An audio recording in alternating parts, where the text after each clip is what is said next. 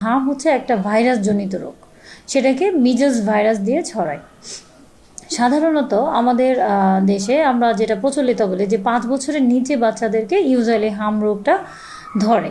কারণটা কি? কারণ এই বয়সে তাদের রোগ প্রতিরোধ শক্তি কম থাকে। তো ইদানিং দেখা যাচ্ছে যে 5 থেকে 10 বছরের বয়সের বাচ্চাদের মধ্যেও হামটা ছড়াচ্ছে। এখন আমরা এটা কি দেখে বুঝবো যে হামের লক্ষণগুলো কি? হামের লক্ষণগুলো হচ্ছে যে জ্বর থাকবে, জ্বরের 4 দিনের মাথায় হচ্ছে র্যাশ আসবে, এবং র্যাশটা সাধারণত প্রথমে শুরু হয় কানের পেছন দিক দিয়ে, তারপরে মুখে আসে, পরে উপর দিকে নিচের দিকে যাবে, যেমন বুকে হবে, পিঠে হবে, হাত পায়ে হবে, সারা বডিতে ছড়াবে। এবং জ্বরের সাথে বাচ্চা থাকতে পারে নাক দিয়ে পানি পড়বে, যেটাকে আমরা মেডিকেল টার্মে বলি যে কোরাইজা, আর কাশি হবে এবং চোখ লাল হইতে পারে, কনজাংটিভাইটিস। তো আমরা যদি মেডিকেলের ভাষায় বলি অথবা রোগীদের বোঝার জন্য বলি যে জ্বর থাকবে, সাথে র্যাশ থাকবে, এবং 3টা সি এর যে কোনো একটা, যেটা হচ্ছে যে কাফ করা যায়, কনজাংটিভাইটিস। তার নাক দিয়ে পানি পড়তে পারে, কাশি হতে পারে এবং চোখ লাল হতে পারে। তো এই লক্ষণগুলো থাকলে আমরা বুঝবো যে বাচ্চা হামে আক্রান্ত। সাধারণত যাদের রোগ প্রতিরোধ শক্তি কম থাকে তাদের হয়, এবং এটা একটা ছোঁয়াচে রোগ।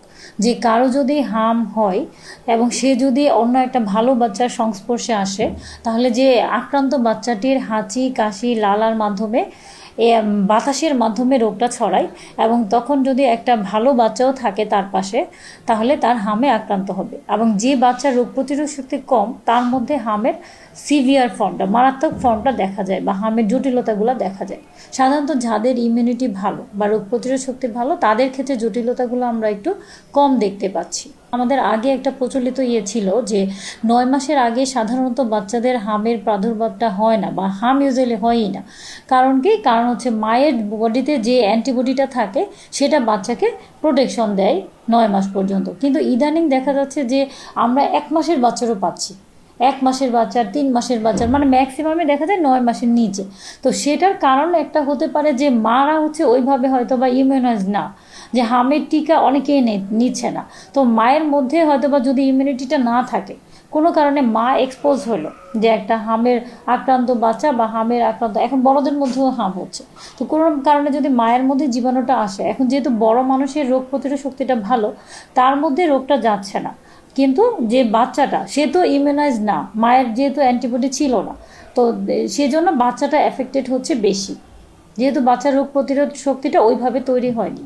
এখন এটার কোনো নির্দিষ্ট ওইভাবে ট্রিটমেন্ট এখনও আমাদের তৈরি হয়নি। কিছু অ্যান্টিভাইরাল ড্রাগ আছে, বাট ওগুলো অত ইফেক্টিভ না। তো আমাদের মেইন চিকিৎসা যেটা হচ্ছে সিমটোমেটিক চিকিৎসা। যেমন জ্বর হলে আমরা জ্বরের ওষুধ দিব, বাচ্চার র্যাশ বা চুলকানি থাকলে সেটার ট্রিটমেন্ট দিব, আর হচ্ছে ঠান্ডা কাশি থাকলে তার ট্রিটমেন্ট দেবো।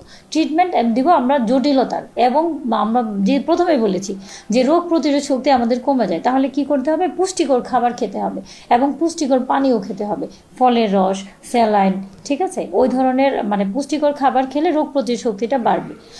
আর হচ্ছে জটিলতার চিকিৎসা দিব আমরা। এখন নিউমোনিয়া হলে আমরা নিউমোনিয়ার ট্রিটমেন্ট দিব।